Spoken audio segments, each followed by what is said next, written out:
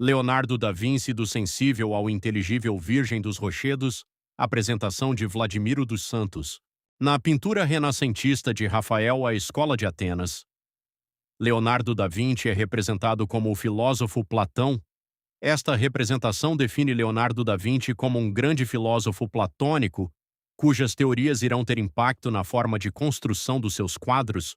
Existe na construção de todos os quadros de Leonardo da Vinci uma filosofia do idealismo platônico da teoria das ideias, ou seja, existe uma mensagem baseada no conhecimento sensitivo, adquirido pelos sentidos, inferior e enganoso.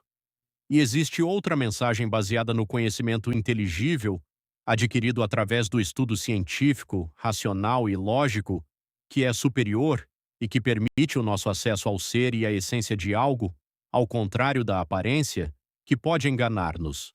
Antes de mais, não podemos esquecer que uma obra de arte é um objeto de fruição estética que transmite sensações e emoções, especialmente a pintura.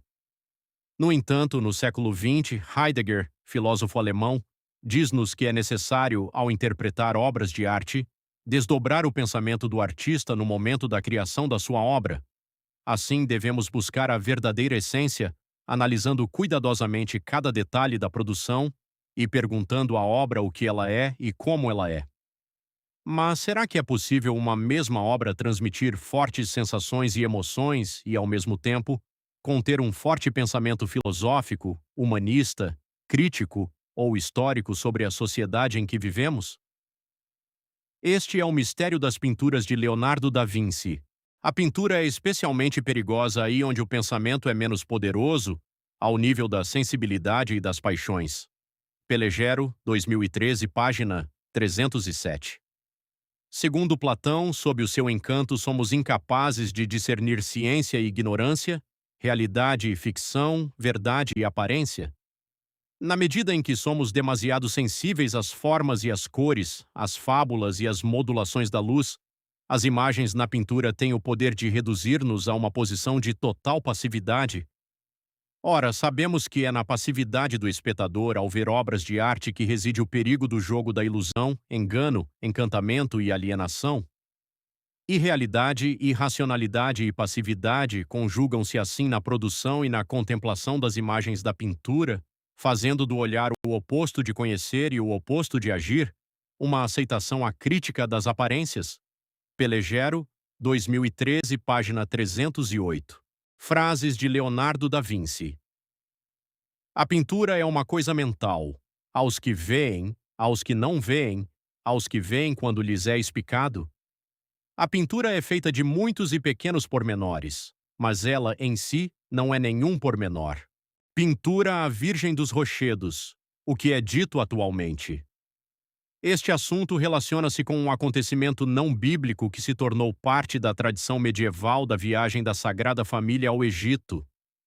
O Evangelho de Mateus relata que José, marido de Maria, foi avisado em sonhos de que o rei Herodes tentaria matar o menino Jesus e que este deveria pegar na criança e na sua mãe e fugir para um lugar seguro. Há uma série de narrativas não bíblicas relacionadas com a viagem ao Egito.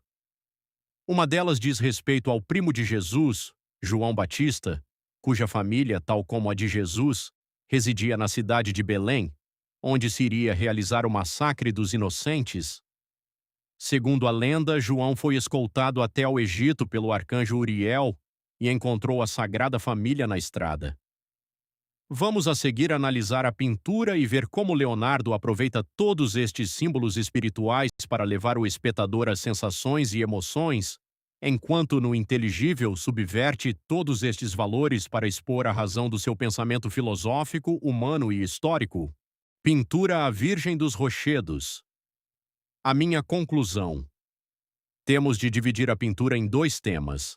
A parte divina é uma apologia, e nós falaremos dela mais tarde. Removendo a parte divina, entramos na filosofia platônica do mito da caverna ou mito do conhecimento.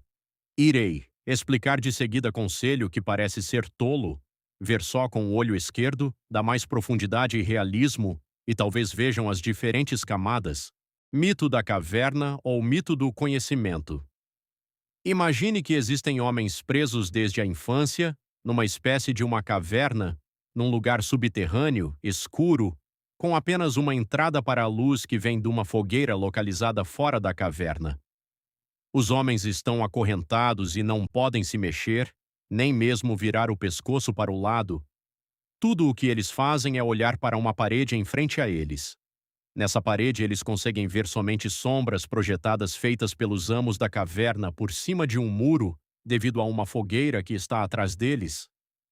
A determinada altura, um dos prisioneiros parte a corrente e se liberta e sai para o exterior. Quando se depara com esta nova realidade, ele percebe que passou a vida analisando e julgando apenas imagens projetadas. Fora da caverna. O mundo é outro. Todas as pessoas que estão na caverna estão prisioneiras de um ponto de vista. Todas elas estão condenadas a olhar o que lhes é apresentado como uma verdade absoluta e inquestionável. A saída da caverna representa o encontro com o conhecimento. Esse conhecimento que tem a ver com a racionalidade, a razão, o pensamento, e que tem a ver com a contemplação daquilo que é maior do que a nossa ignorância. O que se liberta. Sente compaixão pelos companheiros acorrentados que estão na caverna e, decidido, volta à caverna para falar sobre as novas descobertas e dividir o que aprendeu. Quando ele volta, é ridicularizado. Os companheiros acorrentados acreditam somente na realidade que conhecem, que são as sombras na parede da caverna. Declaram que ele está louco e não querem ouvir o que acreditam ser apenas absurdos. O grupo continua preso na sua ignorância, para ela já dispõe da verdade. Esse sujeito que vem e informa que existe outra perspectiva, que as coisas podem ser vistas de uma outra maneira, ele vem trazer insegurança. As pessoas olham para ele como uma ameaça à ordem que era segura, que era tranquila. O mito da caverna demonstra que as pessoas estão presas a uma perspectiva única e não fazem qualquer esforço para evoluir essa perspectiva.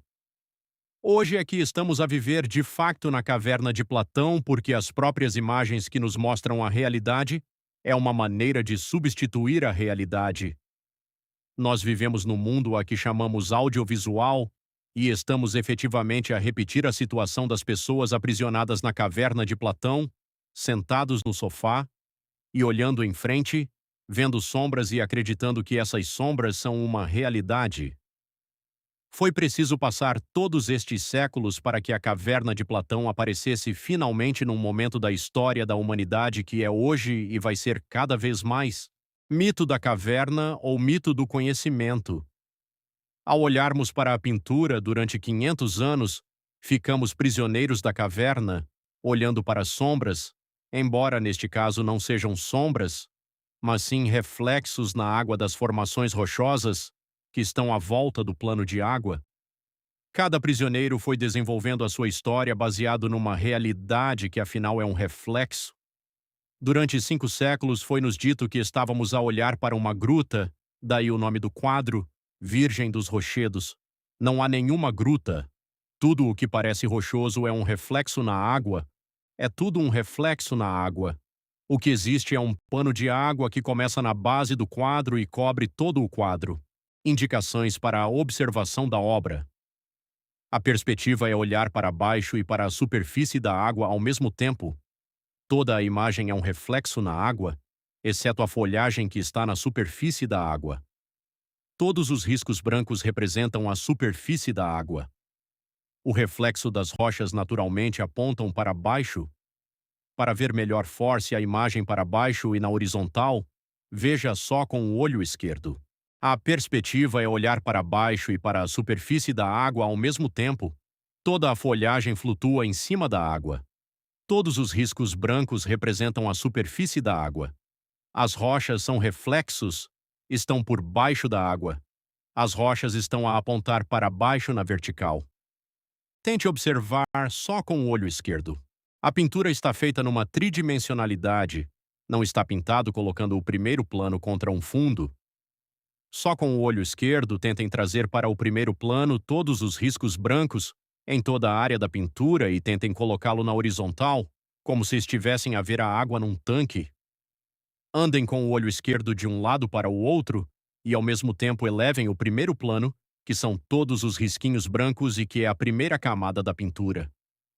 Esse rochedo todo é um reflexo na água e, portanto, está por baixo da superfície da água.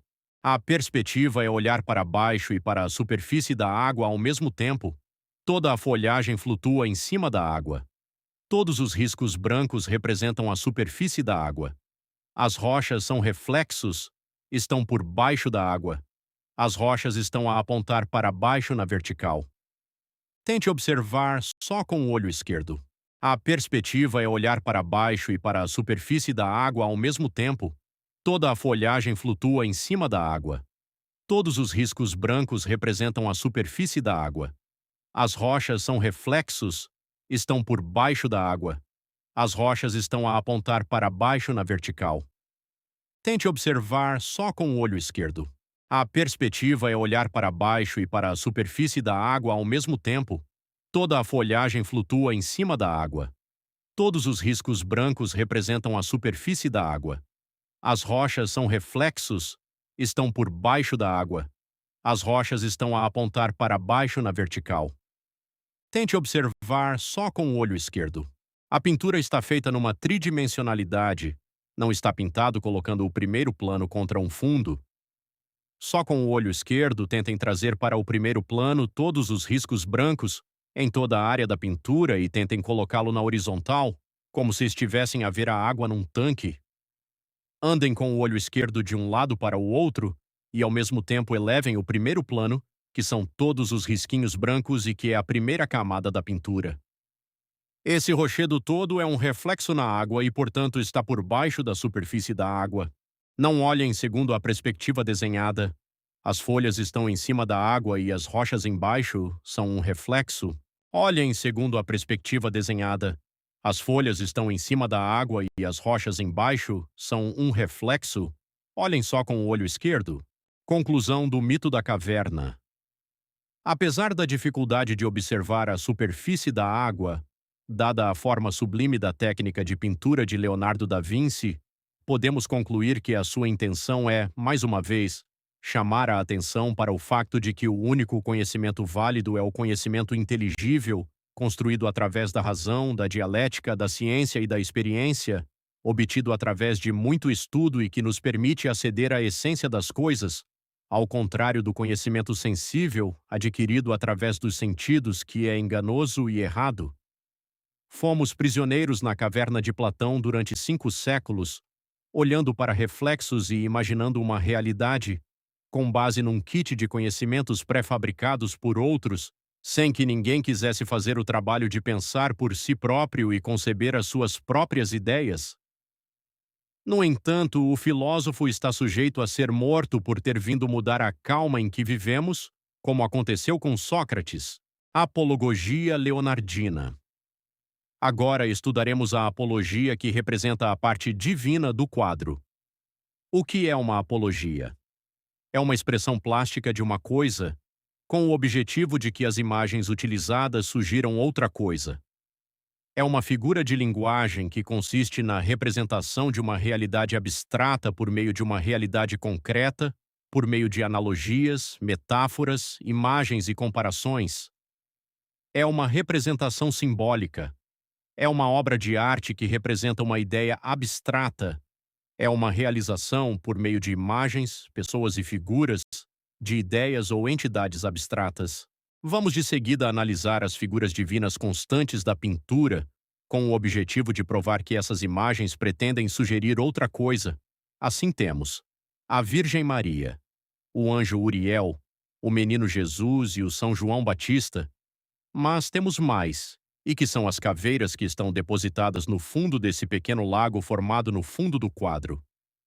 Estes desenhos ainda ninguém os referiu, estando há 500 anos desconhecidos, porque simplesmente ninguém estudou profundamente este maravilhoso quadro. Uma caveira de dimensão maior e outras mais pequenas e só observáveis utilizando o olho esquerdo, após um olhar persistente, demorado e a questionar constantemente. Analisemos de seguida o quadro para analisar pormenores influentes no sentido da compreensão da verdadeira mensagem. Por que é que há tantas caveiras na água lamacenta? Deve ter a ver com um acontecimento trágico. Existe uma caveira grande e várias mais pequenas? Que acontecimento trágico terá presenciado Leonardo da Vinci relacionado com a igreja que o terá influenciado a pintá-lo? Esta imagem é de fumo no seu lado esquerdo e, por conseguinte, algo está a arder. O que será? Analisemos de seguida. Podemos considerar estas imagens idênticas. Estas imagens são de Girolamo Savonarola. Esta imagem está pintada em representação do regaço da Virgem Maria, para onde ela olha persistentemente.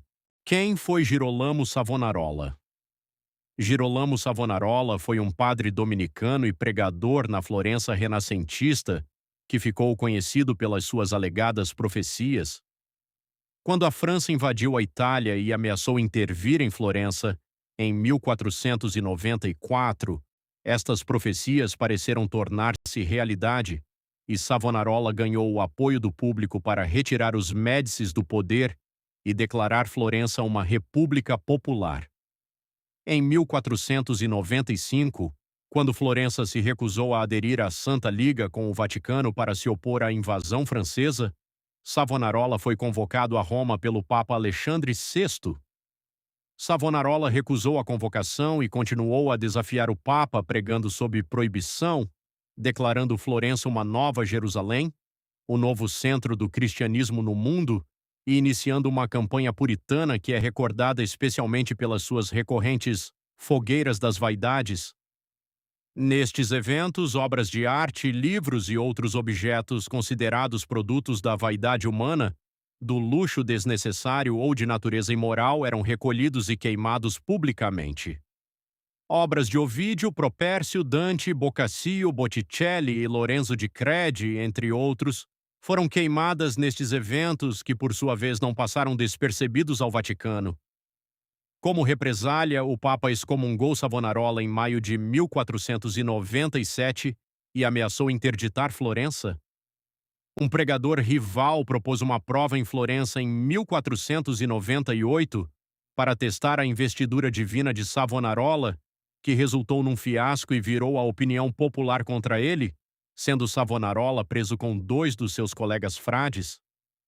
Sob tortura, Savonarola confessou que tinha inventado as suas visões e profecias, e a 23 de maio de 1498, a Igreja Católica e as autoridades civis condenaram os 3 frades à morte por enforcamento e a serem queimados em praça pública.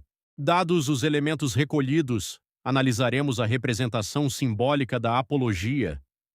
Maria é a principal personagem divina na Igreja. Na apologia, representa o principal personagem da Igreja terrestre, que é o Papa, neste caso, Alexandre VI.